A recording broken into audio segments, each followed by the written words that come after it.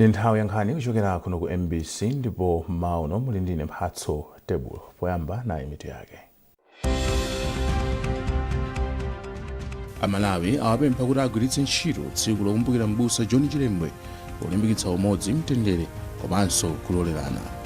Boma layamika bungwe lobwereketsa ndalama la NIF kamba kuyendetsa bwino komanso mwachangu ntchito yokongoza fetereza maboma onse mdziko muno. Ndipo mgodi wa miyala wa mtengo wapatali kukasiya mu mzinda wa Lilongwe utha kumatulutsa ndalama pafupifupi 1.1 trillion kwacha pa chaka. Izi ndi malingana ndi kampani ya Sovereign Metals Limited.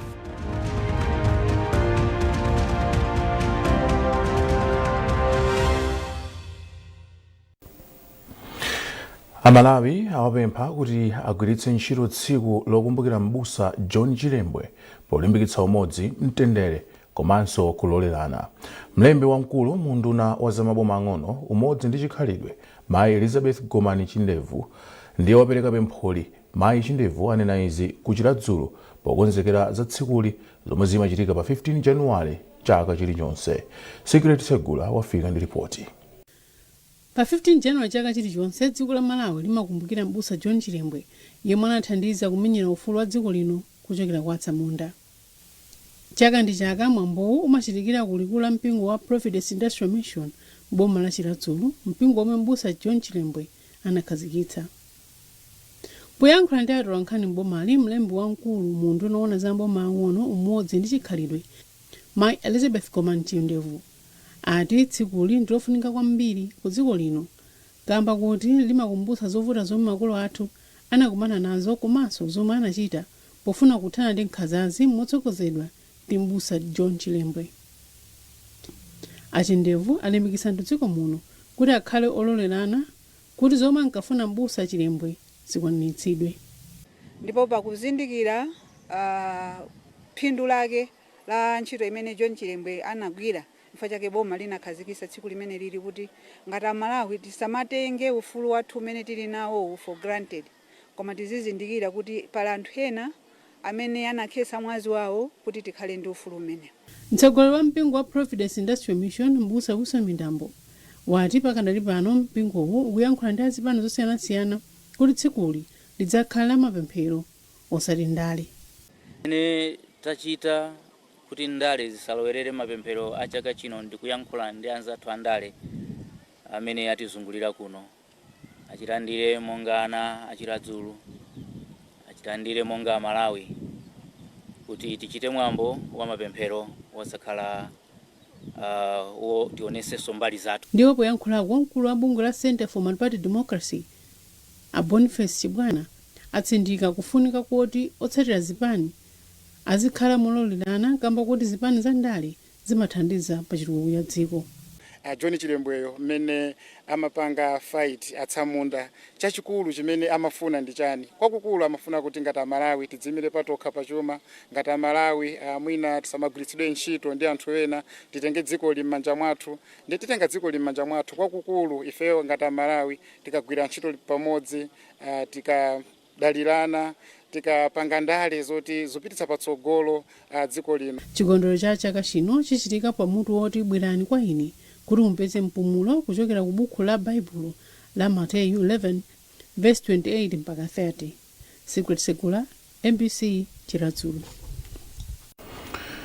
Komiti yoona zaulimi ya nyumba ya malamulo yati mkofunika kuti bungwe la National Food Reserve Agency NFRA ligwetse nkhokwe zake zisanu ndi zitatu zosungira chimanga kukanengo mu mzinda wa Lilongwe zomwe zinapendama kuyambira mchaka cha 2003. Wachiwiri kwa wapampando wa komiti a Ulemu Chilapondwa wanena izi pomwe anakayendera malowa ndi mamembala wena a komiti. Pomloka wafika ndi ripoti. Malinga ndi mkulu wa National Food Reserve Agency a George Macheka, nkhokwe zisanu nzitatu zinayamba kupendeka mchaka cha 2003 ndipo kafukufuku wina anachitika mchaka cha 2010. Iwo ati mwezi uno bungweli lipezanso akatswiri ena kuti azaunike kosiriza pa zomwe zikuyenera kuchitika kuti athane ndi vutoli lomwenso akuti likupereka chiopsezo kwa ogwira ntchito pa malowa. Zimene zawelamazi ife zikutikhuza kwambiri chifukwa choti wani zayandikirana kwambiri ndi maofesi athu. muti mmene zawerapa muzitati zagwa zikhoza kugwetsa ofesi komanso ndi kuti kuphaso anthu. Pakadali pano komiti yoona za ulimi ku nyumba ya malamulo yati iyesetsa kuthandiza bungweli kuti lipeze ndalama zokonzera nkhokwezi kuti ntchito zake zipite patsogolo. Wachiwiri kwa pampando wa komiti Aulemu Chilapondwa ati nkoyenera kuti nkhokwe zokhuzidwazi azigwese ndi kumanga zina zatsopano. Kwezi zimenezi kwa ifeyo ngati komiti ya agriculture tapereka upangiri onena kuti apeze njira yoti nkhokwe zimenezi chazo zigwetsedwe kenaka padzamangidwe zina, chifukwa chinthu chimene chapendekera ngakhale nyumba kuti yapendekera sitimangaso yomweyo, timagwetsa kumanga chanyowani, chifukwa zimenezo zikupereka chiopsezo kwa anthu ngakhale kugwira ntchito pano kuti nthawi yake chikhozo dzachitika mkugwera anthu. Bungwe la NFRA lili ndi nkhokwe 48 ku malo ake osungira chimanga ku Kanengo. Paul Mlowoka, MBC, Lilongwe. Unduna woona kuti pasamakhale kusiyana pakati pa amayi ndi abambo wayamikira bungwe lobwereketsa ndalama la NIF kamba koyendetsa bwino komanso mwachangu ntchito yokongoza fetereza m'maboma onse mdziko muno. Nduna ya mundunawo Jean Sendeza yanena izi pamene anakayendera ntchitoyi kwa mpingu m'boma la Lilongwe. Iwo ati unduna wawo uli wokondwa poona kuti alimi ambiri omwe akutenga ngongolezi ndi amayi komanso achinyamata. Yamikani Makanga wafika ndi ripoti ili. Ona kuti pasakhale kusiyana pakati pa amayi ndi abambo, Jean Sendeza anayamikira bungwe la NIF polimbikira kugwira ntchito mosaonetsa tsankho kwa wina aliyense ndiponso poyendetsa ntchitoyi bwino. Asendeza ati ndi okondwanso poona kuti alimi ambiri omwe akutenga ngongolezi ndi amayi komanso achinyamata. Kumbokumbo komanso cholinga cha kulandira fertilizer amene nkuonetsetsa kuti njala imene ikumakhalapo chaka ndi chaka ngati dziko ipite kumapeto ndipo ithe. Tonse tikitodziwa kuti m'Malawi muno nambala ya anthu ambiri ndiye kuti ndi azimayi komanso achinyamata. Azimayi nawonso kudera kuno ali ndi chidwi chothetsa njala kudzera nawo ku mapulogalamu ngati anifiwa kuti akalandira fertilizer ameneyo akakhale kuti m'makomo mwawo njala mulibe, atha kusamalira ana bwinobwino komanso makomo awo kuti akakhale odzidalira. Pogawa fertilizer, mkulu wa bungwe la NIF Humphrey Jetson anatsindika kuti bungwe lawo likugwira ntchito ndi cholinga choti afikire alimi onse pozindikiranso kuti alimi ambiri mbewu zawo zili kale m'munda padakali pano. Kamba pofika tsiku la lero amene ateka zipangizo za ulimi matumba a fertilizer amene tagawa Malawi muno sanachepere 80,000. Sikuti tinganyadire kwambiri koma ndi progress yabwino chifukwa zithu zikuyenda mothamanga kwambiri. Tukhulupira kuti ukamatha mwezi uno tikhoza kufika pakati pa 200,000 ngakhale 400,000 matumba wagawira alimi. Ndiye kuti zimene zitithandiza kuti programu ipite patsogolo kwambiri. Chifukwa chaka chino alimi onse amene apindule ndi programu tikuyelekeza kuti atafika 400,000 zitiyendera. Mfumu yayikulu akwinda nguwo boma la Lilongwe yayamikira bungwe la NIF kamba kogwira ntchito bwino ndipo kufikira madera ena omwe alimi ake anataya chikhulupiriro chopeza fertilizer chaka chino. Pani ya ulimi iyi imayenda mwapendapenda chifukwa chosowa thandizo la fertilizer.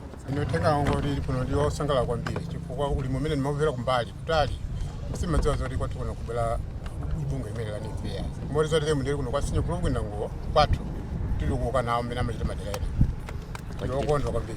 Bungwe la NIF likupitiriza kugawa ngongole za zipangizo za ulimi monga matumba a fertilizer kapena ndalama maboma onse a mdziko muno. Bungwe ili tsopano kwa masabata asanu ndi imodzi 6 lakhala likugawa fertilizer ayo. Yamikani Makanga, MBC, Lilongwe. Bwalo la milandu ku Lilongwe lati lidzapitiriza pa 12 Februwale chaka chino kumva mlandu wa anthu asanu ndi mmodzi omwe anawapeza olakwa pa mlandu oti anapha Abuleya Lule.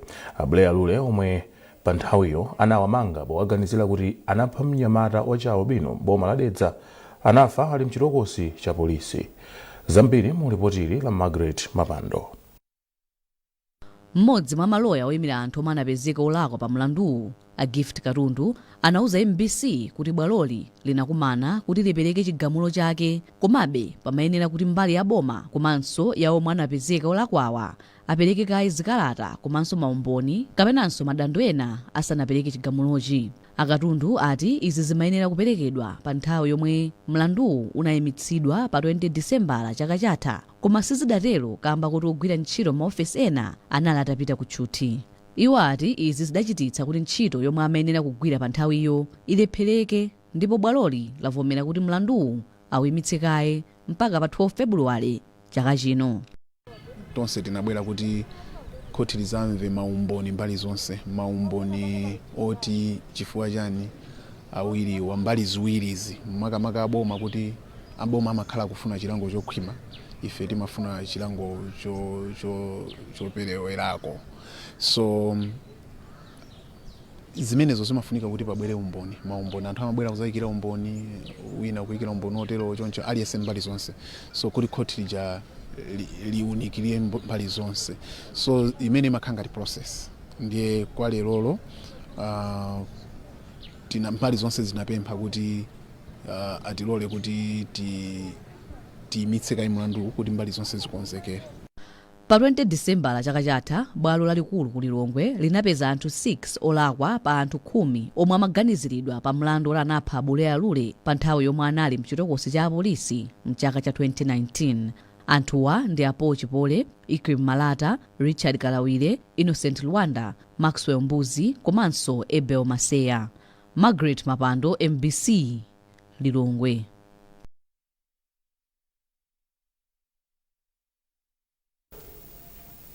Oweruza milandu ku bwalo la Lilongwe Magistrates ayamba ayimitsa milandu yokhudza mzika ya ku China Ling Yunhua ikufikira lachisanu likubwerali.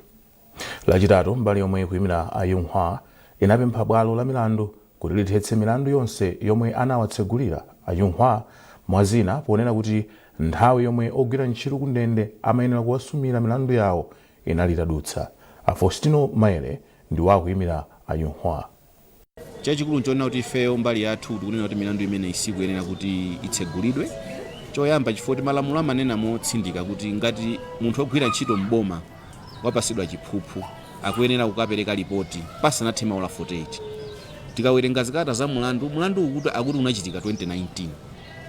Chonsecho anakakupanga ripoti 2023 patatha zaka zinayi. Chimene chimapangisa kuti asakanene ndi chani okhala anthuso akuluakulu aku prison. Ndefe tikuona kuti zimenezo ndizosayenera, mulandu umene akuyenera uthese kuti tayisa nthawi kuti bwino khoti lizipanga milandu ina yomveka. Komanso tikunena kuti ngati iwo akunena kuti Mr. Lini anawanyengerera anthu aku prison kuti azipanga nawo milandu ngati imene yasegulidwa, then anthuso aku prison yo abwere nawonso aziyankha milandu. Ndi kuphwanya malamulo kumasankha kuti lero timuzenga mulandu uyu ndi uyu awoti asiya. Si chilungamo komanso ndi kuphwanya malamulo chifukwa tonse ndife kufanana pamaso pa malamulo.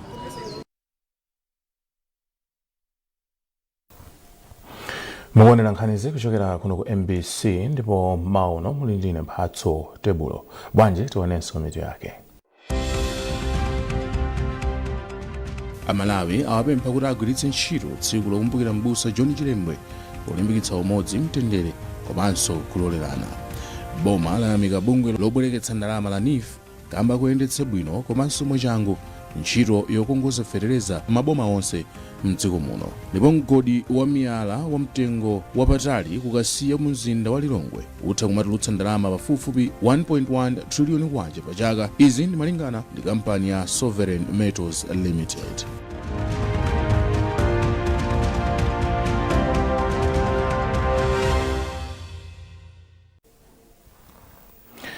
Mgodi wa miyala ya mtengo wapatali kukasiya mu mzinda wa Lilongwe utha kumatulutsa ndalama zokwana $645 million pafupifupi 1.1 trillion kwacha pa chaka, malingana ndi kampani ya Sovereign Metals Limited yomwe izikumba ndi kugulitsa miyalayi.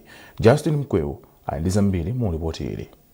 Kampani ya Sovereign Metals Limited yakhala ikusaka ndalama zoyendetsera ntchito ya mgodiwu kuzera pa msika wa mashare wa Australian Securities Exchange ASX. Pofuna kuti anthu agule mashare othandizira ntchitoyi, akuluakulu a kampani anauza anthu za phindu lomwe lili mu mgodi wa kukasiya. malingana ndi zomwe ananena akuluakuluwa, mgodiwu utha kumatulutsa ndalama zokwana $645 million zomwe ndi pafupifupi 1.1 trillion kwacha pa chaka. Sovereign Metals Limited yati izi zikutanthauza kuti mu mgodiwu mutha kupezeka phindu profit pa Chingelezi lokwana $415 million zomwe ndi pafupifupi 726.6 billion kwacha chaka chilichonse. Kampani yati miyala yomwe ili kukasiya itha kukumbidwa kwa zaka zopitirira 70 70 zomwe zikupangisa dziko lino kukhala ndi miyala imeneyi yochuluka kuposa maiko onse pa dziko lapansi. Pakadali pano Sovereign Metals Limited yapeza kale kampani zomwe zizigula miyalayi. Poyankhulapo pa nkhaniyi, katswiri pa nkhani za migodi Agren Malunga ati ichi ndi chitukuko chachikulu. Iwo ati boma lipindula kwambiri ndi ntchitoyi kudzera mu ndalama zosiyanasiyana monga umwini komanso misonkho, kupatulako kuti anthu ozungulira derali alandira zitukuko zosiyanasiyana. Ndi makhawo labwa kamatula kwambiri kuti anjali apindulo. Zimene tonjezakayekaye pakali pano dziko lapansi nkhani za migodi zapita patsogolo kwambiri komanso zikuunikidwa kwambiri pasakhale mantha ndithu kuti ndalama zonse zikapita kunja. Zambiri zidzakhala m'malawi muno mwinanso tseka la ndalama zimene kampani imene ipange zidzakhala m'malawi muno. Mwezi wa Februwale chaka chatha, mtsogoleri wa dziko lino Dr. Lazarus Chakwera anakhazikitsa masomphenya otchedwa ATM strategy omwe akugwiritsa ntchito ulimi, zokopa alendo komanso migodi potukula chuma cha dziko lino. Masomphenyawa agwira msewu kudzera mu ntchito zosiyanasiyana za boma zomwe zina zayamba kale kubereka zipatso. Justin Mkweu, MBC Blantyre. Dziko la Malawi layamba kugwiritsa ntchito ndondomeko ya makono popereka insurance za galimoto malinga ndi bungwe laona za kampani za insurance mdziko muno la Insurance Association of Malawi IAM. Ndondomeko ya makonoyi ndi yabwino chifukwa mwazina ichepetsa mchitidwe wogwiritsa ntchito insurance zachinyengo m'misewu ya dziko lino. Dave Umar ali ndi nkhani yonse. Pamkumano ndi olemba nkhani komanso apolisi a mchigawo chakummawa omwe unachitikira ku Mangochi, mmodzi mwa akuluakulu akubungwe loona za kampani za insurance mdziko muno la Insurance Association of Malawi Adaus Koyokwa ati ndondomeko yatsopano yopezera insurance ya galimoto sidzifunikanso kuti ofuna insurance adzipita ku kampani komweko, koma m'malo mwake chilichonse adzichita okha pa lamya yawo ya m'manja kapena pa kompyuta, zomwe sizipereka mpata kwa akambelembere kuti azipanga insurance mwachinyengo. Iwo ati ndondomeko ya makonoyi ithandizanso kuti achitetezo adzitha kudziwa msanga galimoto zobedwa, chifukwa mbuyomu munthu amatha kuba galimoto nkukayikhomera insurance bwinobwino, koma ndi ndondomeko yatsopanoyi zimenezi sizitheka chifukwa apolisi akayimitsa galimoto pa msewu kungogwiritsa ntchito lamya yawo ya m'manja adzitha kudziwa mbiri ya galimoto lomwe ayimitsalo. Zambiri zasintha. Choyamba tinganene kuti kufulumira kulandira insurance iyo. Chachiwiri titonena kuti mbuyomu timathomva kuti magalimoto abedwa kumosadziwa kuti galimoto inabedwa insurance nkuipanga insure ndithu. Koma ndi system imene itapatsidwayi galimoto isanapangidwe insure izithawi kulongosoleratu kuti galimoto njobedwa kapena ayi. So zinthu zambiri tikuona kuti zisintha imene yamba kupanga system imeneyi. Nawo apolisi oona za pansewu ayamikira ndondomeko yatsopanoyi chifukwa yawachepetsera ntchito. Malingana ndi Superintendent Frank Kasunda aku polisi ya Zomba, ndondomeko imeneyi ndi yabwino chifukwa ndi yothandizanso pa chitukuko cha dziko. Tikakumana ndi galimoto imene insurance yake sikuoneka bwino kapena tikuyikayikira, zimakhala zovuta kuti tidziwe pene pajapa. Pokapokapo tichite contact ku office ya insurance kapena tichite kuyenda kufika pamene kujapa. Koma ndi imene yabwera yatsopanoyo ndiye kuti tikakhala pansi pamene pajapa tikungogwiritsa ntchito foni ndi kuchita panchi molingana motengera galimoto namba ya galimoto imene tikuyifufuzayo. Ndondomeko iyi inayamba kugwira ntchito mwezi wa Okutobala chaka cha 2024, koma pa 1 Januwale 2025 ndi tsiku limene kampani zonse za insurance mdziko muno zidasiya kugwiritsa ntchito ndondomeko yakale yogwiritsa ntchito mapepala ndi kuyamba kugwiritsa ntchito njira yatsopanoyi yomwe ndi yaluso la kompyuta. Dave Umar, MBC Mangochi. Anthu omwe amayankhula mankhani za ufulu wa anthu ati pakufunika kuphunzitsa wanthu nkhani zokhudza kusintha kwa nyengo. Mkulu wa bungwe la Human Rights Lawyers for Southern African Education Center Achikondi Chijozi wanena izi pomwe nkhani zozunza wanthu powaganizira kuti akumanga mvula zikuchulukira mdziko muno. Charles Bensulo walemba ripoti. Posachedwapa pakhala malipoti ochuluka pomwe anthu ena akuwamenya komanso kuwadzunza ati powaganizira kuti akumanga mvula. Kumulanje apolisi amanga mwamuna wa zaka 35 Mikias Jackson kamba komuganizira kuti wavulaza anthu ena, kuwabera katundu komanso kuphwanya nyumba zawo powaganizira kuti ndiwo akuchitisa kuti mvula isamagwe m'bomalo. Omwe amenyedwawo zaka zawo ndi zapakati pa 18 ndi 80. Izi zachitika patangodutsa masiku ochepa pomwe anthu ena anamenya ndi kuvulaza mayi wa zaka 86 a Mary Line amboma lomwelo la Mulanje powaganizira kuti nawonso akumanga mvula. Pakadali pano mneneri wa polisi kumulanje Innocent Moses wasimikiza za nkhaniyi. Ndizona ndithu kuno kumulanje tamanga bambo wina powaganizira kuti adavulaza komanso kugumula nyumba ya anthu okwana ndithu asanu. Kuphatikizapo mayi Mary Jean azaka 80. Mkulu wa nthambi yona za nyengo mayi Lucent Tiratira watsutsa kuti anthu angathe kumanga mvula. Antiratira ati nkhani ya nyengo imakhuza chilengedwe. Mvula amene imabwerera ife timatha kumaona, masiku amene alili ndikumaona amene akubwerera kuti awabweretsa mvula apa ndi apa, awabweretsa mvula apo ndi apo, mvula sibwera. Ndiye kuse kuti amapangisa munthu ala even siyathu ikukana. Pakadali pano mkulu wona za ufulu wa anthu ku bungwe la Human Rights Lawyers for Southern African Education Center Chikonde Chijozi ati zomwe zikuchitikazi ndi kuphwanya ufulu wa anthu. Chijozi ati pakufunika kuphunzitsa anthu kuti adziwe chifukwa chomwe maiko amakumana ndi ng'amba. Kumene koko ndikuwaphwanyira ufulu wawo khala ndi moyo ngati boma pa nthawi imene anthu akuwalimbikitsa nthawi yolima ayambenso kumaphunzitsa anthu nkhani ya kusintha kwa nyengo ndi mmene zimachitikira kuti nthawi ngati inoyo yolima ndikotheka kuti mvula ikhoza kusabwera. Lina mwa malipoti a bungwe la mgwirizano wa maiko la United Nations limanena kuti utsi komanso kudula mitengo mwachisawawa ndizo zimakolezera kusintha kwa nyengo komwenso kumachitisa kuti mvula isamagwe bwino. Kuchokera kuno ku Blantyre ndine Charles Bensulo. Munkhani za msangulutso nkhalakale pa nkhani zokonza nyimbo mdziko muno, Taps Bendawe wati nyimbo za ku Malawi zikuvutabe kuchita bwino pa misika ya maiko akunja chifukwa oyimba ambiri aku Malawi amakopera mayimbidwe a maiko akunja. Pofuna kulimbana ndi vutoli, a Bendawe alangiza oyimba kuti akhazikitsa ndi chamba chawo chomwe chingathandizire kuti nyimbo zoyimbidwa mdziko muno zizikondedwa ku maiko akunja. Iwo akufotokoza zambiri kwa mtolankhani wathu Simeon Boyce. Chaka cha 2025 pofunika kuti Amalawi tipitirize kupanga ubwino omwe takhala tikupanga mu chaka cha 2024. Chaka cha 2024 ma artists aku Malawi awina ma international awards, ma bandi ndi ma artists akulipiridwa ndithu ndalama zabwino ku ma show, ma corporate, tapezanso ma ambassador ambirimbiri achina Physics ndi 888, achina ma artists ambirimbiri osiyana apeza ma ambassadorship.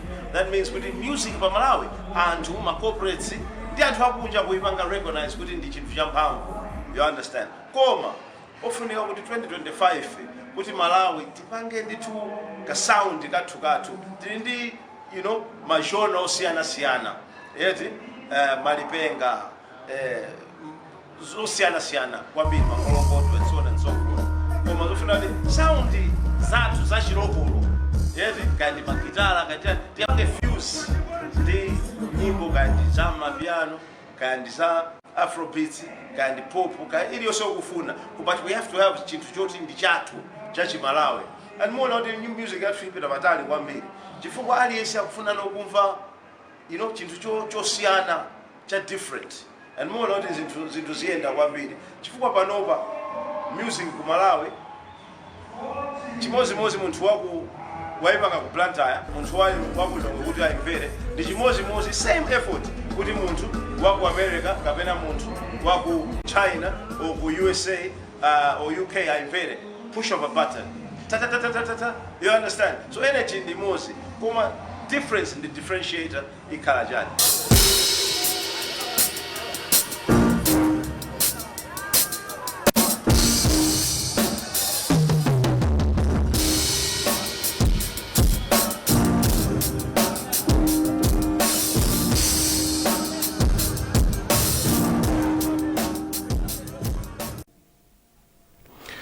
Ndi nkhani imeneyo tafika pa mtsiriziro pa nkhani zathu m'maono, koma tisanasiyane nayinso mitu yake. Amalawi awapempha kuti agwiritse ntchito tsiku lokumbukira m'busa John Chilembwe polimbikitsa umodzi, mtendere komanso kulolerana. Boma layamika bungwe lobwereketsa ndalama la NIF kamba kuyendetsa bwino komanso mwachangu ntchito yokongoza fetereza maboma onse mdziko muno. Ndipo mgodi wa miyala wa mtengo wapatali kukasiya mu mzinda wa Lilongwe utha kumatulutsa ndalama pafupifupi 1.1 trillion kwacha pa chaka. Izi ndi malingana ndi kampani ya Sovereign Metals Limited.